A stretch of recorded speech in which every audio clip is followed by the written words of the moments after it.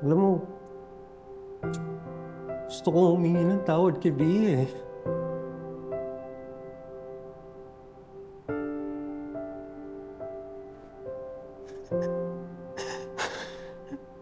Yung pasalamatan siya araw-araw sa lahat ng ginagawa niya para sa amin.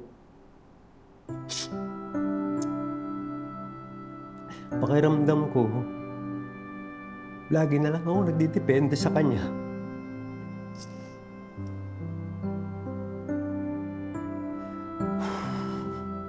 Pakiramdam ko, nabibigatan siya sa lahat ng responsibilidad na iniwan ng mama niya sa kanya.